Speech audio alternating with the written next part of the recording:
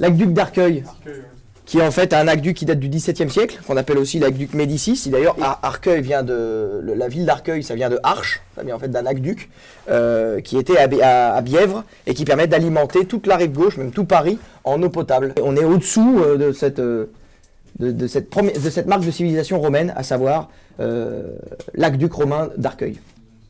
Et un regard, c'est quelque chose qui permet de voir la qualité et l'écoulement de l'eau, si c'est pas bouché, c'est un peu comme un siphon.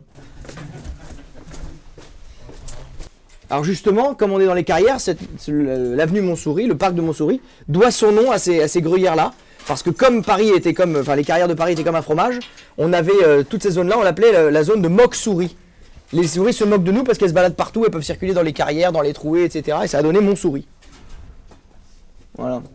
Donc on est un petit peu comme des souris qui se baladent dans le gruyère parisien. Ah là là, voilà. Ah, regardez comme c'est beau.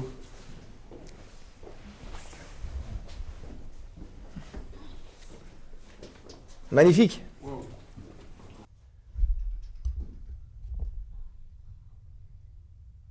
Les catacombes, c'est vraiment l'endroit manifeste et symbolique de cette recherche, de cette quête, de cet espoir de se trouver nez à nez avec le mystérieux, l'énigmatique, le vaporeux, le soudain, l'incertain. Ça fait du bien. Je pense que la mémoire de Paris est inscrite dans la pierre. Vous savez que toutes ces carrières reprennent exactement un petit peu la toponymie de la ville. Il y a des rues, il y a vraiment toute une nomenclature propre aux catacombes qui nous permettent un peu d'être comme un calque de la ville. Et c'est pour moi la mémoire de Paris se trouve là. Donc pour commencer à s'intéresser à Paris, il faut creuser, il faut un petit peu aller dans les sous-sols, pénétrer dans les entrailles, dans les profondeurs. Et les catacombes, c'est vraiment l'endroit révélateur de cette passion-là, de ce mouvement, de cette dynamique-là. Ici, on est donc dans les entrailles de Paris, on est dans ces anciennes carrières, et on est plus précisément dans une petite salle où se figure la sculpture du Port-Mahon, faite par Décure au XVIIIe siècle. Et pour moi, ça a été un choc quand j'ai visité les catacombes, parce que je l'ai fait de manière un petit peu détournée, et je me suis retrouvé nez à nez avec cette sublime sculpture, méconnue, même pour moi à l'époque totalement inconnue, en dehors des sentiers battus et des circuits de visite. Ça se visitait, mais moi j'en avais pas du tout la connaissance, c'était pas quelque chose de très diffusé, et j'ai eu la sensation d'avoir un peu découvert la pierre philosophale. Et c'est à partir de là que je me suis définitivement écarté des circuits et des sentiers balisés pour essayer de chercher d'autres choses encore moins accessibles que cette sculpture du Port-Mahon.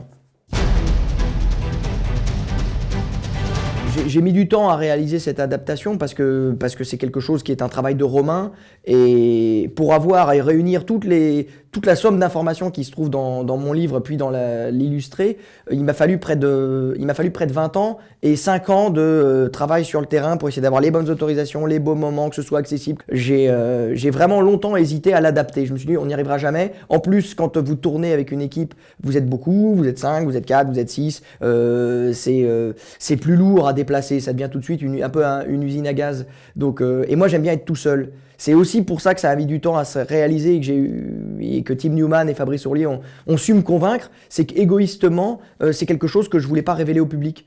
C'est quelque chose qui était mon petit jardin secret, ma passion. Je meublais mon temps libre en allant me promener dans la ville et dans ses interstices, dans ces endroits un peu plus vaporeux, un peu plus évanescents, seul. Et j'ai aimé faire ça tout seul. C'était ma chasse gardée, c'était un peu mon précaré. Et finalement, à force de patience et grâce à Tim Newman et Fabrice Ourlier, je me suis dit bon bah allez, pourquoi pas. Pour tous ceux qui m'ont écrit ensuite, qui me disaient qu'ils aimeraient bien que ça soit adapté parce qu'ils peuvent pas aller sur Paris, ils n'ont pas l'occasion de se déplacer. Aller dans les catacombes, c'est quand même quelque chose d'assez, pas périlleux, mais ça demande quand même toute sa motricité. Et il y a des gens qui malheureusement peuvent pas le faire, donc je me suis dit, allez, je vais être leurs jambes, je vais être leurs yeux, et puis je vais les emmener vers les endroits cachés qui m'ont donné tant de plaisir, d'enthousiasme et d'amour pour Paris. L'avantage quand on écrit, c'est qu'on est beaucoup plus libre que quand on filme et que quand on est donc dans une économie de tournage. Donc c'est vrai qu'il faut faire des sélections, il faut essayer de prendre ce qui est le plus symbolique, le plus révélateur, le plus édifiant du parcours. Mais j'ai essayé quand même de tout recenser et d'en filmer un maximum. En tout cas, je me tenais à une politique qu'il fallait que pour chaque siècle, parce que c'était vraiment moi mon objectif à travers mon livre, c'était de montrer que pour chaque siècle on peut retrouver une trace Et j'ai voulu retrouver tout ça dans Métronome et garder un vestige par siècle. Je veux comme des espèces de signalétiques, surtout de meilleurs moyens pour fixer les idées et pour s'accrocher à un souvenir, montrer qu'à tel ou tel siècle, dans Paris, d'une manière plus ou moins balisée, plus ou moins accessible et plus ou moins mise en valeur, vous avez une trace de ce passé-là qui est parvenu jusqu'à vous. Ce qui me plaît dans Paris comme cet anonyme d'écure, c'est justement de montrer les endroits qui ne sont pas forcément connus, mais qui sont emblématiques et totalement indispensables pour connaître le pédigré, le patrimoine et l'origine de la ville.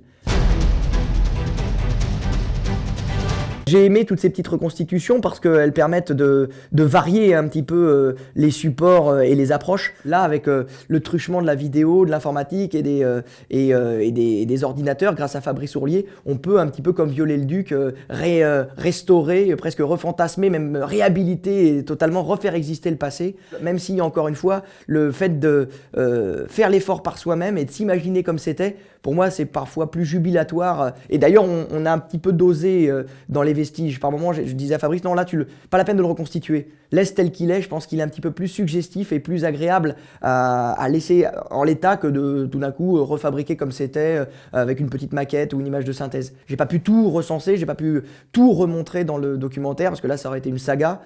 Donc là, on n'avait que 4 fois 52 minutes.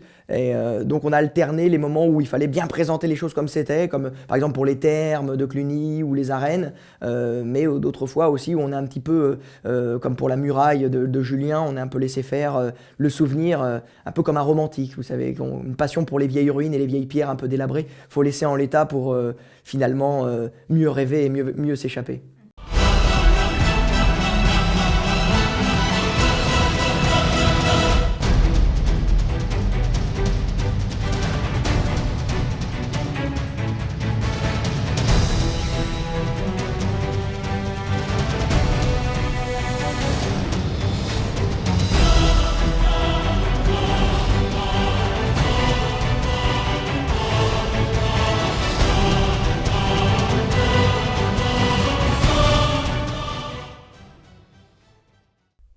Les catacombes, donc qui vient du latin catacumbere, qui veut dire étendu.